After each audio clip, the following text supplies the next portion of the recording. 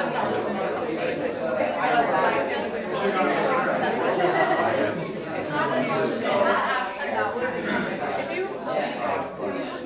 everyone. Hi, good afternoon. Yeah, we should have got a bigger room. Yeah. But anyway, it's better to have a small room that's packed than an auditorium with just a few people. So anyway, so it is my distinct honor and pleasure to introduce Dr. Warren Bickel, our Institute for Addiction Science seminar series speaker, which we called him a distinguished speaker because he is distinguished. So those of you who know about his work know that he is really one of the preeminent scholars in all of addiction science. Also, I should note that he holds a number of leadership positions at Virginia Tech in the Fralin Biomedical Research Institute. He directs the Center for Transformative Health Behavior Research, and also the Addiction Recovery Institute? Research Center. It's hard to keep track of them all. And so a little bit of background about Warren. Warren has a bachelor's from SUNY New Paltz. He has a doctoral degree in developmental psychology from University of Kansas, which I imagine had an emphasis on behavior analysis. He did postdocs at UNC, Chapel Hill, and also at Johns Hopkins Medical School. Then he went on to take faculty positions at the Albert Einstein College of Medicine. Then a very successful period at the University of Vermont, and really he and his colleagues developed a small university in northern New England as one of the meccas for addiction research. Also spent time as faculty at the University of Arkansas Medical School. And then he has since been at Virginia Tech in the Fralin Biomedical Institute. So, so a few things about Warren. Like, Warren's amongst one of the most creative thinkers in all of addiction science, and I'm sure what he has to say is very interesting today. And it's a treat for me because I haven't heard about his new work on the intersection of obesity and addiction science. 400 or more publication, tens of millions of dollars of grants, maybe hundreds, I don't know. And the other thing is about the impact of his work, right? So, some of you may know Warren in his work for different emphases. So he's not like a one-hit wonder. So Warren was one of the first researchers to really infuse behavioral economics at the individual level to understand the mechanisms underlying addiction. He has spent a lot of work and continues to developing research on understanding delayed discounting and future-oriented thinking as a mechanism involved in addiction and paradoxical unhealthy behaviors. And then also for the tobacco regulatory scientists here, some of you may know him as the developer of the experimental tobacco product marketplace. So he works in a lot of areas, going from neuroscience to policy. What's the last thing that I wanted to say about Warren to get you guys pumped up? There were a few more things, but if there's an award out there, he's won it. Seriously. Anyway, so without further ado, Dr. Warren Bickel.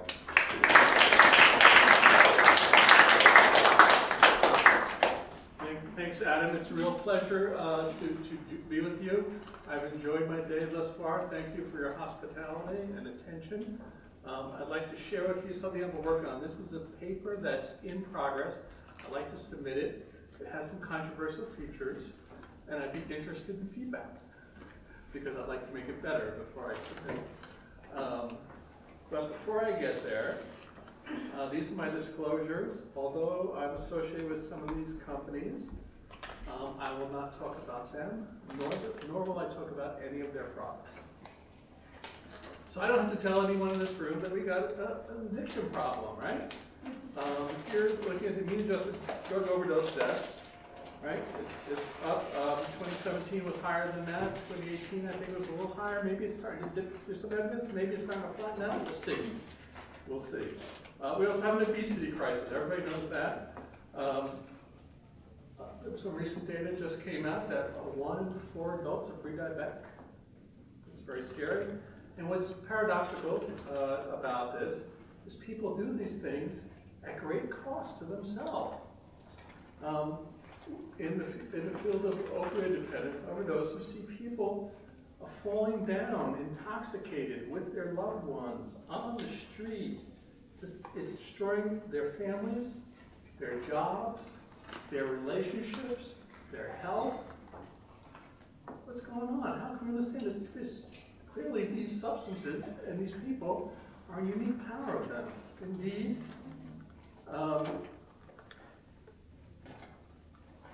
NIH says addiction's power lies in its inability to hijack key brain regions. Othello, from Shakespeare's play, says, how is it that man takes into his mouth a thief that will steal his brain? You would think, based on this, that we might consider from an economic perspective that obesogenic foods and addictive substances function as a superior good. Superior goods make up a larger portion of consumption as income rises in consumer theory, right? Certainly it seems like in pursuit of these commodities, people are spending a lot of energy and effort. But there's a contradiction. What is that contradiction? Well, despite drugs being so powerful that it steals people's lives, their relationships, so much, we also know that if I make a couple dollars contingent on being abstinent in the near term, I can get a substantial number of people to be drug-free. This is work from my friend and colleague, Ken Silverman. Urine sample provided 3 times a week and provided $2.50 for each cocaine-free urine sample. And this is the control group. No one gives a free urine sample. And Ken was able to get half or more of the individuals actually to abstain, just making a couple dollars contingent on not using drugs. That seems inconsistent with the power that I just talked about of these substances in individuals. Indeed, there's been several meta-analysis of community management, and you know what? It works. Probably the single most effective thing that we know could work in the treatment of drug abuse, even though we as a society generally should. So the contradiction I'm trying to resolve is drugs and obesogenic foods, are they so strong as to cause people influenced by them to give up employment, health, relationships, life, or are they so weak that abstinence can be obtained by making a couple of dollars contingent on biological samples that they haven't used? Similar results with community management have been shown in the field of obesity, just to be clear. I think we should try to resolve this contradiction because clearly we don't know enough about addiction and obesity to be able to make positive impacts. And perhaps if we did, we might be able to get some novel insights. Well, I have a solution to this contradiction, and it's going to be a little bit of a long story, but I hope you can hang with me on this. My proposal is drugs and obesogenic foods are inferior goods in the temporal economy of those with addiction and obesity. I'm going to make the case that temporal perspective is an important resource among those with addiction and obesity, and that if we look at it with a certain lens, we can see that's actually an inferior good, not a superior good, but in the temporal economy, not in the monetary economy. What is an inferior good? An inferior good is a good that people demand less of when their income rises, or more of when their income falls. Inferior goods have a negative income elasticity of demand illustrated here.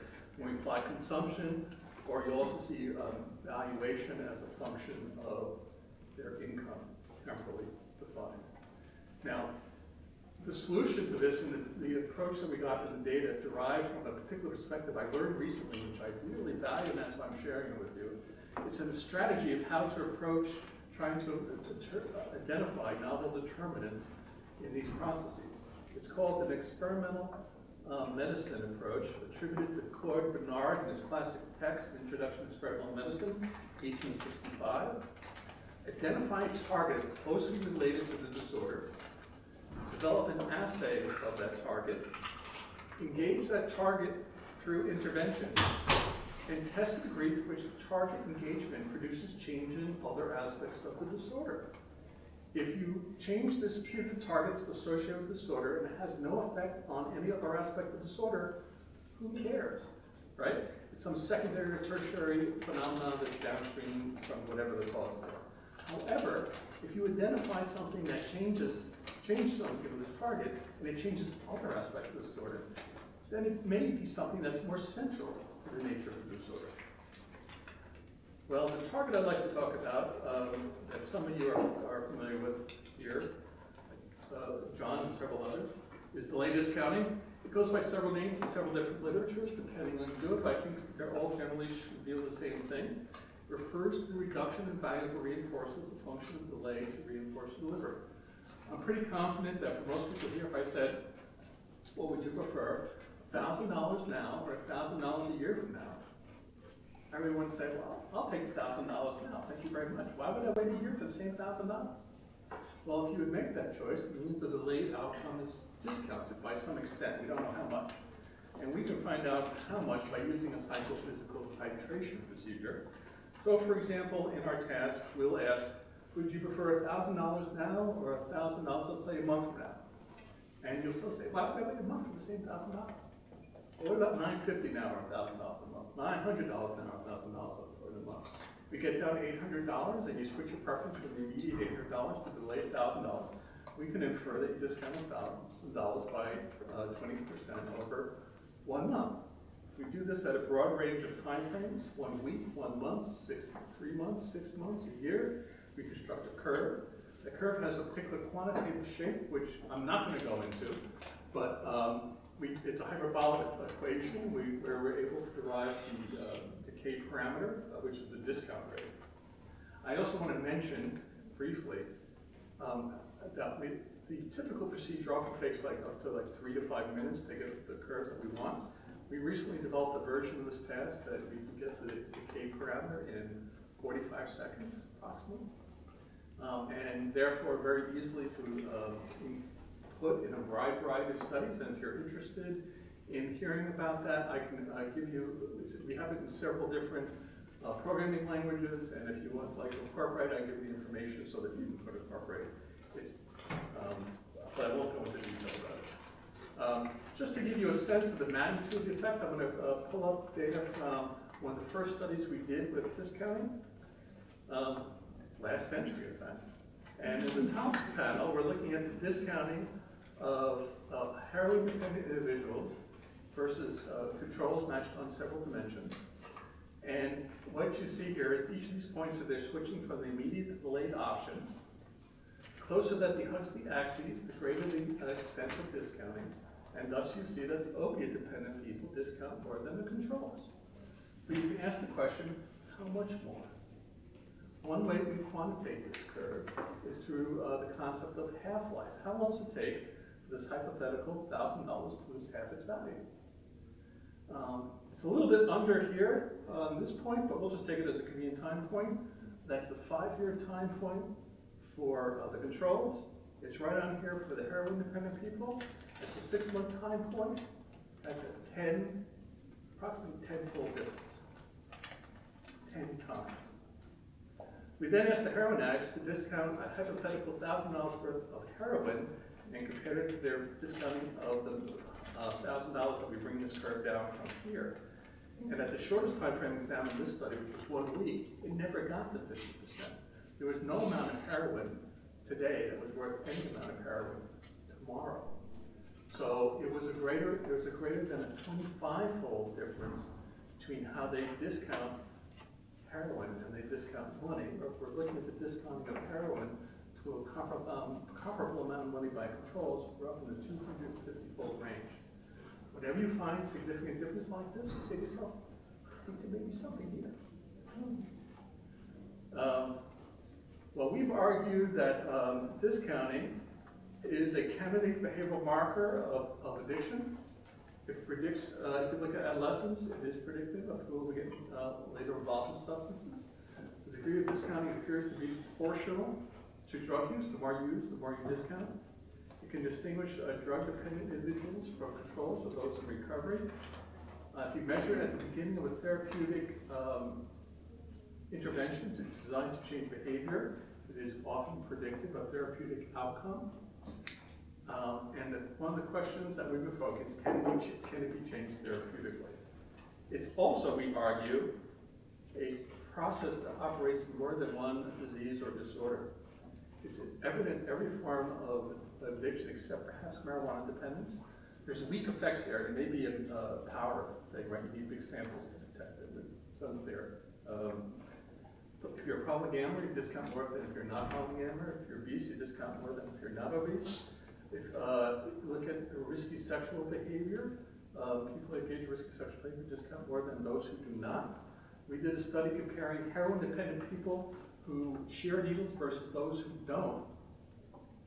And the heroin-dependent people that shared needles discounted more than the curves I showed you from the heroin-dependent people there. Sorry, I just want to be clear about the terminology you're using, because I'm not familiar with it. I mean, I've heard of it.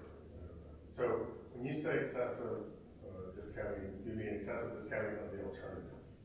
I'm talking of the delayed outcome, yes. Right. Okay. So excessive discounting is bad. I would suggest that excessive discounting is correlated with a lot of these disorders. Yeah, okay. So not only does it look like it's a marker in the addiction process and relevant to a variety of disorders, we've recently been finding that within a disorder, if somebody excessively discounts the future, it permeates how they respond to multiple choices throughout their lives. So we took 303 smokers, we had to do the discounting task, and we asked them all about different health behaviors and financial behaviors. And what did we find? If you discount a lot, not only did you, and you were a smoker, you also engaged in other drug use. You had poor financial situation and limited household savings. You weren't engaged in fitness. You were eating poor quality food. Your health choices were limited. And you weren't actively engaged in aspects of personal development. We also did, we have comparable data to this in the obese, that's currently under review in health psychology. And we then also published a paper last year in cancer, where we looked at 1,000 people in cancer recovery, measured how much they discount the future. These years refer to years in recovery from their cancer treatment. And what this is discounting a lot over here. This is discounting the future a lot. This is valuing the future a lot on the other end, right? Making the two. And what you find is if you discount the future a lot in your cancer recovery, you drink more, you smoke more, you use other tobacco products, you're more likely to be involved in tanning, though despite the fact that you're in cancer recovery. And you're less likely to showing up for health and cancer screenings. So it looks like it also cuts through an individual if you're in excessive discount. Well, let's get back to the process of addiction. In addiction, there are some things that we know that happens. During addiction, the valuation of drug increases, obviously, right? But also we see a reduced happiness, interest, and pleasure response to normally rewarding events. Well, we've been thinking that addiction-related enhanced valuation of drugs and loss of normal reward are inversely related, and they're both are controlled by the temporal economy, how much you value the future. We refer to this as reinforcement pathology. To understand it, let me explain this model in a little bit greater detail. First, we have to understand the nature of the commodities themselves, their temporal and functional aspects. Drugs are brief, intense, immediate, and reliable. So is food. So is sex. Pro-social reinforcers are protracted, lower intensity, accrue value in sequences, and are variable in outcome. You can have a good day at work, you have a bad day at work, you have an okay day at work. So let's think about how this may really play out. So let's look at this little cartoon I've drawn, where we looked at subjective value and a function of time, right? Drugs have a particular profile. They're brief, intense, immediate, but if you do it long enough, or perhaps sometimes even the next day, the outcomes aren't that great. Pro-social reinforcers are variable in nature, but in the sequences, they accrue value. What happens, this is the hypothesis, if the window by which you evaluate these choices, the temporal window, which one are you going to choose? You're going to pick the drugs, right? I'd rather do the drugs than go home and see my significant other is ticked off because I've been doing drugs all the time. Conversely, what's treatment? Expanding the temporal view. And these are the possibilities expect. If you have a short temporal economy, you're going to value the brief, intense, immediate reinforcers. If you have a long one, it may reverse. So, the question, if drugs and obesogenic foods function as inferior goods in the temporal economy, then changing the temporal economy should change consumption and valuation of the commodities involved. More specific, so let's check the first hypothesis. Increasing the temporal economy should decrease consumption, valuation of drug and food, and have a negative income elasticity curve. How are we going to change discount? Well, in 2007, in the science paper, Gilbert and Wilson proclaimed the new science of human prospection, and there they talk about the episodic future event procedure. In episodic future thinking, you get individuals to think concretely and vividly about potential future events. For example, when we do this with our participants, we say, tell me something that might happen to you a week from now. You can't talk about drugs, and you can't talk about the goals of abstinence, and therefore it's different than brief motivation reviewing or CBT or any of those things. Just tell me something might happen to you. Who's going to be there? What are you going to see, feel, hear, think? What's the meaning of that experience for you? Give me a title for it. Let's do it for 1 month. Let's do it for 3 months. Let's do it for 6 months. Let's do it for a year. Let's take those titles. When we take those titles, and this happens like, we do it, and then either that day or the next day they come back. The control condition is episodic recent thinking. Tell me something that happened yesterday. Who was there? What do you have to see, hear, feel, think? We make sure they're equally vivid. What happens when we do this? Well, the first study we did was with cigarette smokers. This is a discounting curve. For some reason, my team wanted to plot it in log time space, so it changes the shape of the curve. But it would be that same hyperbolic function if it was unlocked. But episodic future thinking versus the control episodic thinking gets people to value the future more. The curve is higher than the other curve, right?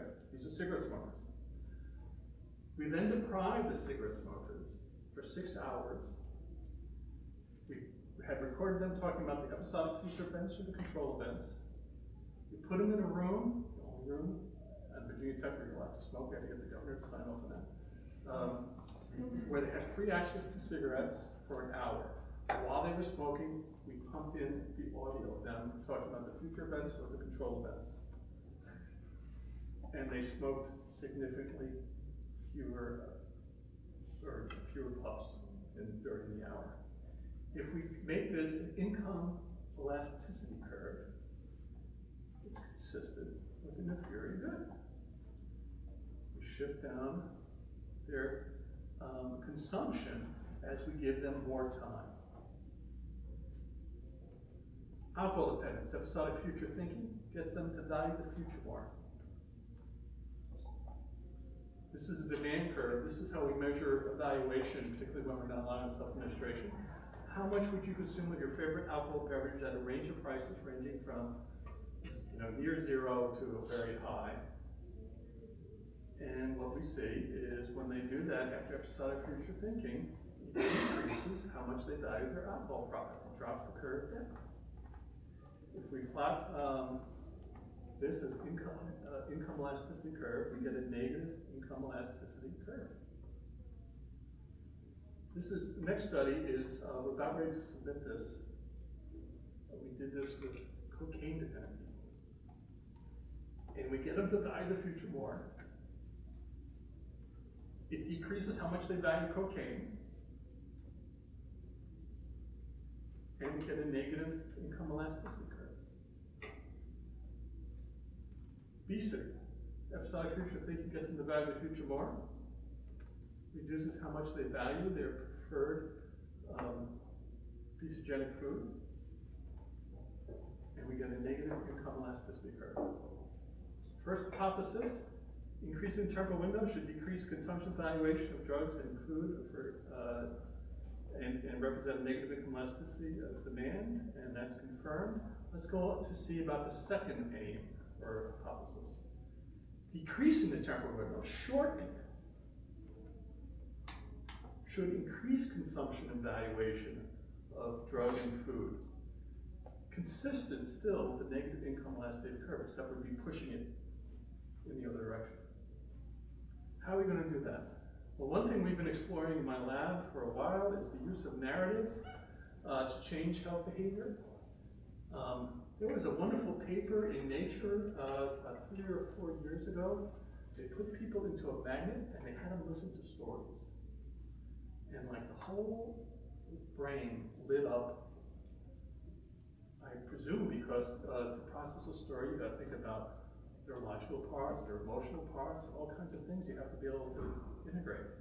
And given that involves so much of the brain, and given our model of addiction, we think that there are some parts of the brain that are not as operational as others, as functional as others. We thought that this could be a way that we could actually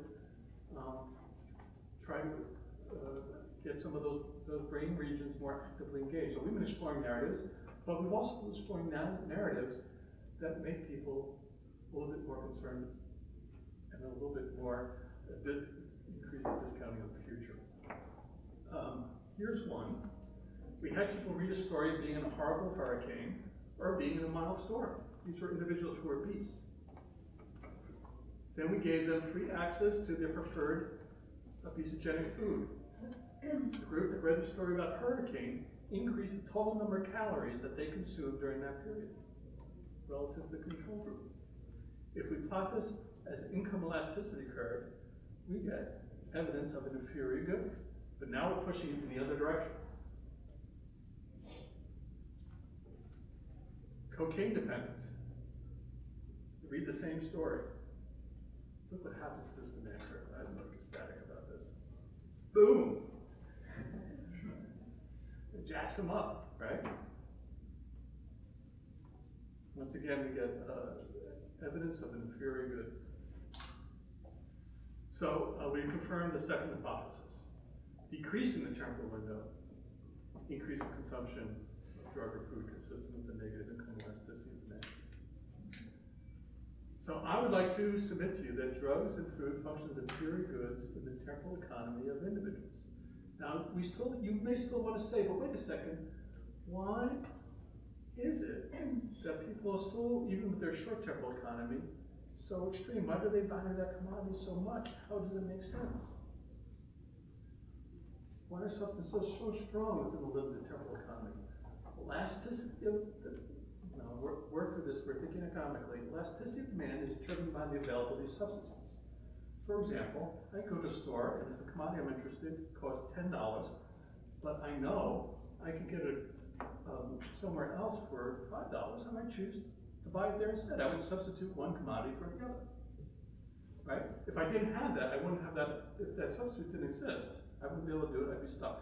Right? One form of substitution is in temporal.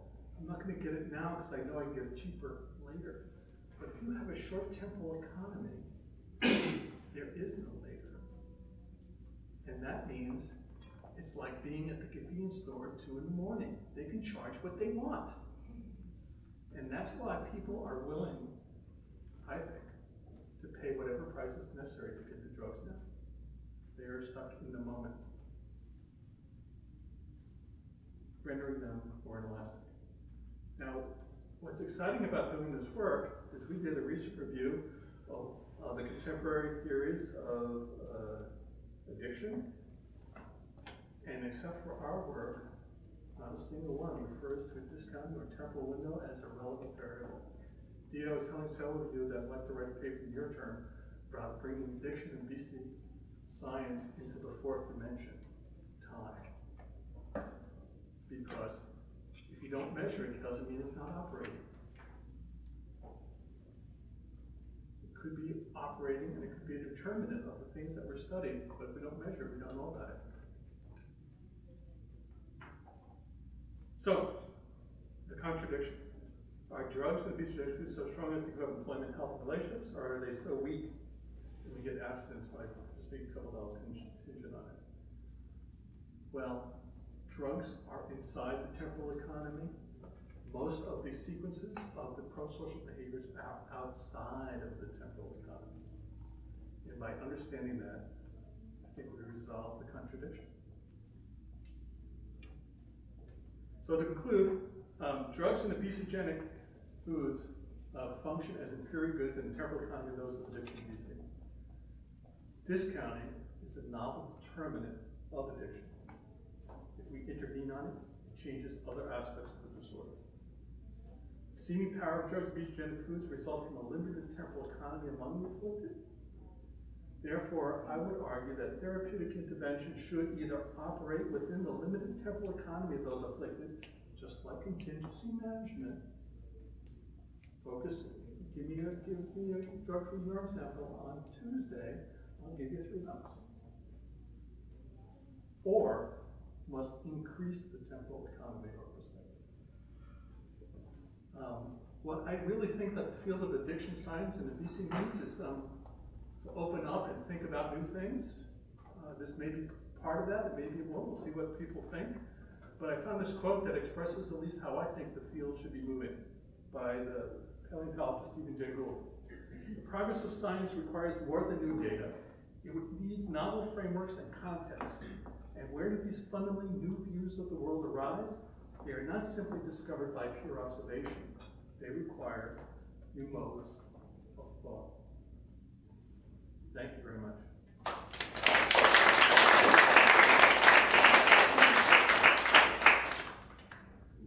Plenty of time for questions.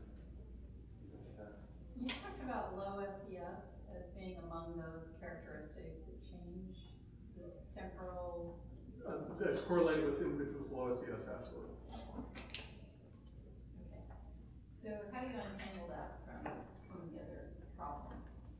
I mean, does it reinforce it, or is it a separate factor by itself?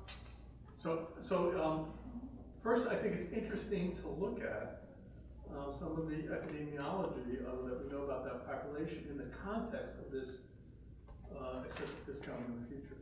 We know that the prevalence of being drug dependent or smokers is inversely related to socioeconomic status. We know obesity, although it's moving up further bands, also shows that same pattern. To me, it suggests that if you are in an environment that promotes thinking about the short term, and then you bump in, in the right conditions, you bump into a particular reinforcer of value that's brief, intense, immediate, reliable, and you have some sort of predisposition to that, you're going to be more susceptible. There's the work by Martha Farrar and her colleagues at the University of Pennsylvania who've been examining in children their use of executive function and working memory as a function of socioeconomic status, looking at, I don't know, was it like 4th grade and 8th grade? I don't know, it was like 3 grades. And there was an SES gradient of executive function. There was another study that looked at executive function and working memory identified the duration of time that individual lived in poverty. And the duration of poverty predicted executive functionability and working memory at the age of majority, age 18. My hunch is if we measured the discounting, those studies didn't, we would see a discounting relationship. And why does discounting work so well? And John might actually be able to answer this better than myself. But Sam McClure in a 2004 science paper put people in a magnet and had them do the discounting task. And when they made choices that favored the median option, there was greater relative activation of aspects of the limbic and paralimbic brain regions associated with evolutionary old parts of the brain necessary for survival, right? I need food, I need water. When they made choices that was in favor of the delayed option, there's greater relative activation of the aspects of the prefrontal cortices, consistent with executive function and evolutionarily younger. What discounting, I think, does is summarize behaviorally the relative control of those regions. And therefore, better than a measure of executive function that just maybe is measuring aspects of the prefrontal cortices, or some measure looking at some limbic-related phenomenon. We got something that actually captures the whole relationship between them. In a grant we're writing right now, where Sam McClure is involved, we're going to be using his computational model of discounting, which is different than what I've been talking about. And we're going to apply it and ascertain when we see some of these changes, is it decreasing the executive, is it decreasing the impulsive, or is it changing the interaction between them? And he can get at that computationally. And we're excited to explore that and see what it tells us, because at the paper level, we're not sure which of those things may be most related. So I'm curious about the difference between what you showed the graph for pro-social behaviors and alternative behaviors, or then a health-enhancing behavior. And I'm not sure if they would all fall under the type of pattern you were showing for pro-social. And from your examples, so there, an alternative behavior to not using the substance may or may not be pro-social, right? It just may be kind of neutral, right? So, and then a pro-social behavior may be inherently pleasurable in itself if it's helping somebody else, or if it's, and then health, there's also health-enhancing behavior, so exercise, and that may be inherently unpleasant, And so I'm curious about that side of the curve and how you characterize the late discounting occurring. Does it differ across those three types of positive behaviors, or are they all together? So I haven't thought a lot about exercise. That's a great example, right? Because the initial period it might be uncomfortable for individuals, though they may be accruing value as you do it, which then would start that initial part, but the later part would fit with the idea of pro-social reinforcements I was talking about, that over durations of time, over sequences, could acquire value. Yeah, so I think, so what I was trying to get at is we have something called anhedonia that we see in addiction. I've never found a very good explanation of it. Here I offer one. Now, for me to confirm that, I've got to find a good measure of these extended pro-social reinforcers. And that's an ongoing activity in my laboratory. And if I can measure that, and it shows the inverse of what happens to the substances when I push and pull, then I've got like a whole system. I'll be very happy. So to what extent do you think this framework depends on people's knowledge of the adverse impact of these behaviors? For like, I think smoking is maybe a good example. It's used to be, there was a time when people had no sense of smoking being harmful. So would this vary by people's perception of harm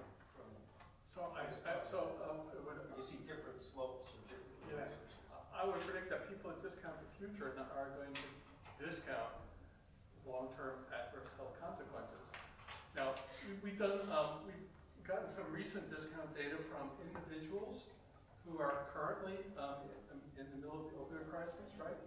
And there we're seeing people end up in the ER overdosed, same person multiple times in a week, right? I mean, and we measured their discount, and their half-life was sub 3 hours, right?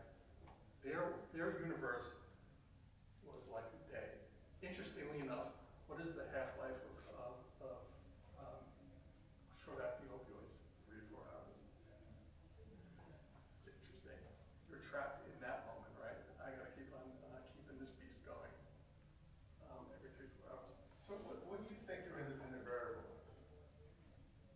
So, yeah, so to be clear, clearly, I'm arguing that discounting is the mediator, or moderator. I don't know which I don't do all that stuff. But what we're doing is applying this experimental medicine approach, right? Find something highly correlated disorder, discounting is, know how to measure what we do. Find some way to change it, and does it change any other part of the disorder? That's the logic. Now, you could argue that discounting is being changed both by episodic discounting and valuation of their commodities are both being modified by the same event. You can apply causality. Sure. I mean, that's true. We can do mediation and moderation analysis, but what we're applying this logic, and it's through this logic we're able to see this effect. And if you ask me, given the plethora of determinants we have of these disorders, it might be useful to think about this strategy with other things that are highly correlated. Maybe there's several other determinants. I don't know. Wouldn't it be fun to find out? And if we use the same strategy and we end up with more tools that would change whatever the target is and other aspects of the disorder that we could actually apply in the real world, that would be great. So I take your point. So you don't know what you're doing. My independent variable is obviously the interventions we use to change discounting. Because the thing that strikes me about, and I do work on opioid users, so obviously, the results related to opiate use are not surprising at all. Because you're right, they're on a withdrawal clock, right? So if you're dependent on opiates and you don't use them for 6 hours or 8 hours, you begin to not function. So I think that's an important functional aspect of the model that happens in the real world. That really isn't about an individual's discounting, it's about their relationship to the physical dependence related to this drug. Now, whether that applies, it is, that's just the truth. I mean, you can, but that is 100% the truth for people who are chronically using these substances. It's also true that lots of people can use a substance occasionally and not have a problem at all, right? So there may be something else going on with that. Sure. So then the other thing that you say, which I think is a little bit problematic, is this SES stuff. Because the truth is, and that's why I asked about the independent variable, it really matters. I mean, if you make this just about what's happening in someone's brain or some magical predisposition to delayed discounting without contextualizing that, because one of the things that happens, that's true, and I'll use myself as an example, I'm not a low SES person anymore. And so I get lots of benefits for delayed discounting, right? I behave myself, I don't sexually harass students, I publish my paper, really, right? I get rewarded. I get reliable rewards. That takes time, right? But I reliably get, and they're usually large rewards, right? You get the same rewards, right? For low-income people, those gambles, right? Those delayed discounts pretty systematically don't work. And then let me just finish with this last slide. So when you think about addiction with something like opiates, the process for people getting to treatment is 1,000 times harder than it is for them to buy drugs. So there's an important contextual piece here that you really have to factor in, and that happens consistently. So it's the opposite of irrational for someone to choose to say buy heroin when they know, hey, if I want to get treatment in the current environment, and hopefully, people like me are working to change this, I've got to go to this place, I got to wait 3 days, I got to fill out forms. All the time I'm fighting with physical disintegration, right, as a consequence of opioid withdrawal. So, I mean, it seems like the context stuff, at least on that piece, is important and useful. And, maybe there's a training function that happens over time as someone uses the drug. But I don't think you want to ignore that entirely when you're thinking about these sort of other mechanisms. So if you put people in withdrawal, they'll discount more. What? They'll discount more. Right. So the discounting curve I showed you was actually when they entered treatment, at the very beginning of treatment, and they were on buprenorphine. So that continues for a while. This notion of discounting has some stability, right? You can change it, but it has some stability, or otherwise I wouldn't be able to show it predicts and cuts through many different repertoires in individuals. I agree that there's always a context, and there's only so much time to talk about anything. We can talk about expanding context. I understand about withdrawal, and I think that it gets people to discount more when they're under that influence compared to other times that they're not. Because discounting can push and pull, as I showed, and that allows them to consider different things.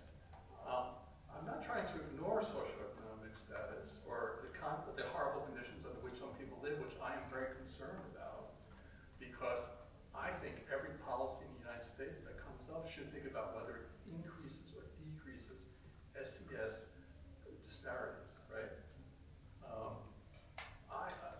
But it's nonetheless the case that the overwhelming literature, and this is not my work, this is people, epidemiological studies that have applied discounting or some measure of time preference have shown a strong relationship with socioeconomic status. That's not to say that every single person who comes from a low SCS background has, it's a normal curve in each of those places. There are people at either ends of the distribution. I came from a very low working class family. My dad was a printer when he was working, right? You and I were lucky. Many of us happen to be lucky. I like that. But we need to create more opportunity. And as you know, and what we see in the literature, is that there's less mobility in the United States currently. And therefore, people are more likely to be trapped in those circumstances. And therefore, where the choices are more likely to be trapped by the chaotic conditions that they're forced to live. About entering treatment. So I did a study. We never published the data, but it was fun. These were cocaine stimulant-dependent folks, right? First, you ask them why did they enter treatment. You would like to believe that people would say, no, I think my drug use is just getting a little out of control. I think I'll go get some treatment. Vast majority, right, is significant others said that's it, or they get caught by the cops, or they lose their job, or something dramatically negative happens. But we asked them, when you're thinking about treatment, what was the greatest cost to you? Thinking about it, making the first telephone call, showing up, and when do you think you'd see the first benefit? They said the biggest cost was thinking about entering treatment. And they said the greatest benefit they anticipated would be like 6 months down the line, which fits with the thing, right? Why would you do that then? Why would you enter treatment unless you were compelled to do it if it's painful to think about doing it and the benefit is delayed? Which comes to a little bit of the thing that I think this teaches us, or teaches me, is, right, there's that Nirvana song, "Come As You Are." Too often, I see drug abuse treatment as, come as we'd like you to be. Right, we need to make it easy for people to come as they are, enter treatment wherever they can be. Not like you have to be prim and proper or something, or think about the future. And part of the reason for this also is to understand their choices, right? When someone enters treatment and they're coming into long-term treatment, and you say, you know what? You work really hard. 9 months down the line, your life is going to be so much better. How much commerce does it have if someone is only able to see a short period of time into the future? Or the treatment they get is really I mean, these context stuff matter. I mean, so anyway, I'll stop. Just let me just make this last point. So it seems to me that the idea could be the danger with what you're saying is it becomes too psychological and in the brain mechanism. I'm a psychologist. I understand that. And I'm a sociologist. So you end up, then blaming individuals for their conditions, even when you would agree that the conditions may have created the individual circumstances. So I would just be careful. But this is all very interesting stuff. All right, well, maybe we can cycle back to this because, that's all right. Well, I'll talk more. No, I know, but I just want to mention that, like, this is why we have the Institute, right? Is to bring people who have different perspectives together to, I guess, advance the field and kind of do what Warren was saying at the end, like kind of change the way. So when I heard you asking the questionnaire, Keith, and then I heard you kind of responding, I'm like, you guys are friggin' agreeing, you know? So the independent variable in Warren's study he's manipulating, the independent variable in life is just the context, society, politics, and everything like that, right? So it's really interesting, and the way I kind of think about this, we talk about sociopharmacology, we tried to do a center grant, like, it wasn't about behavioral economics, but similar, right? We had alternate reinforcers, and you remember a few years ago, we did a symposium at CPDD where we looked at the intersection of behavioral economics and disparities. It was really cool, right? So I think what this model offers you, it's like a parsimonious way of explaining behavior, like a common mediator, right? Like everything channels in, it changes, those parameters, value, the temporal window, and that in turn causes the addictive behavior. And then as you also, made the astute point, the addictive behavior screws things up biologically and back into the environment, which further, it's a cycle. I think you guys are agree that it's a cyclical process.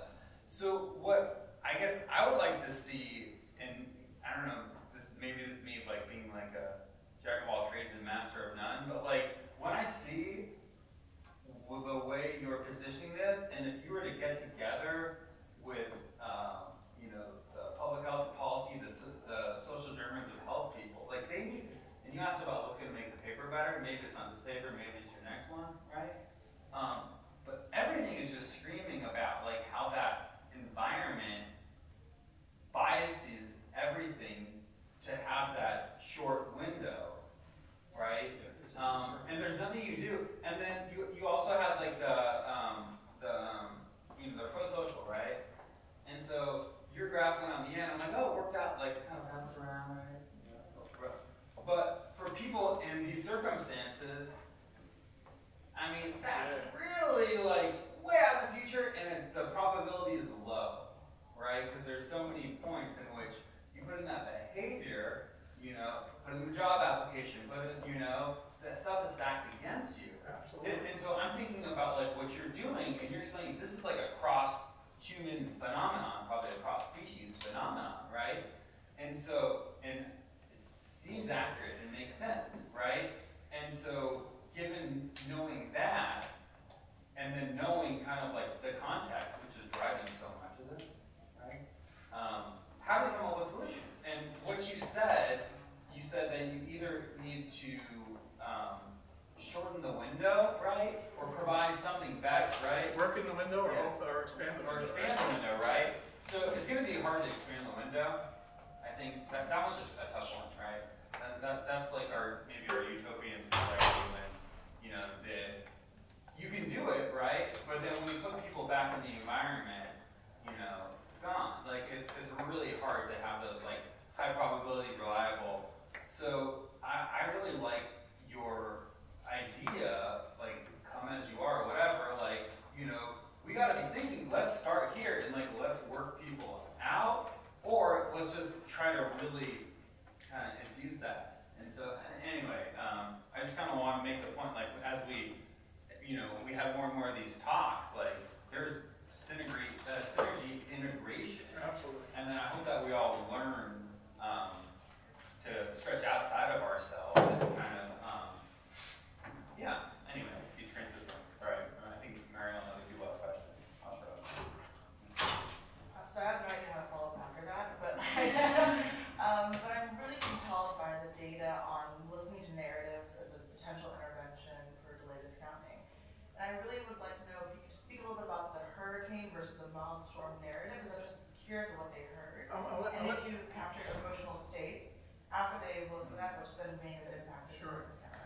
going to tell you about a study that's published that I thought was really well done. It was by a graduate student. She created 2 800-word stories that followed the same general script. You meet somebody, you have a great time with it, it's kismet, you spend all day with them, it's wonderful, and at the end of the day, you end up kissing each other, right? In one story, you found your life's partner. In the other story, you found your sexual partner for the evening. This was done with cigarette smokers, and we measured how much they discount the future and how much they valued cigarettes.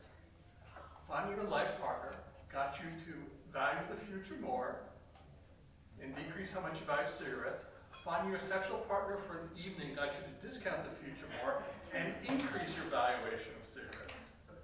So, which shows, to me, shows the potential power of stories, right? Stories move all of us, right? I've cried watching a TV show, right? They move me. They're strong. We are storytelling creatures. In the absence of a story, we'll make one up. So I think using it therapeutically, just one more obvious point, everyone knows this, right? When we try to improve health, we give people a laundry list. When the industry wants people to buy a product, they show beautiful people, beautiful settings, having wonderful times. They're telling a story, we're giving facts. We need to start telling some stories. I think you had Oh yeah, I was just wondering, kind of going off of her previous question, especially with cigarette or opiate addiction, is the thought itself of a narrative, just the thought of the future, is that enough of a reinforcer to overcome everything else? So we have some data that's published, and my graduate student who published it had a thing about alliteration, and the title is "Practicing Prospection Promotes Patience." Took the people with alcohol use disorder and had them generate new episodic future events at regular intervals. But before they did, they just measured when they walked in what their discount rate was. So first off, when they just walked in, their discount rate was flat. It did not change. But in the presence of the titles from the episodic and future events, they did it over new ones and new ones and new ones, the effect grew on discounting. It became stronger. Well, I think that's like exercise. It's like exercising muscle, right? It gets stronger. It's something that you have to work at. I participated in a study that was done in Harlem with low SES smokers, and we were trying to incorporate this episodic future thinking in there, and these were group sessions with the people who want to stop smoking, right? But are in a challenging circumstance.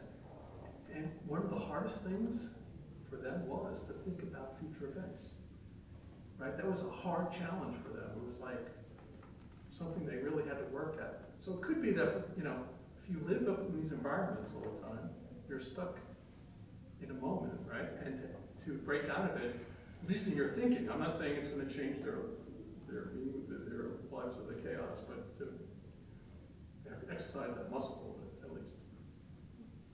And the fact that it grows suggests some potential as adding episodic future thinking as a potential addition to our existing treatments.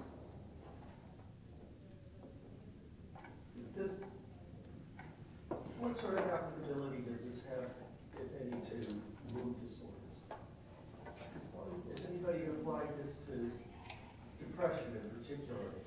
Does episodic future thinking affect those disorders, and does temporal discounting have? So there was a recent meta-analysis of discounting in different psychiatric disorders. I wasn't part of it.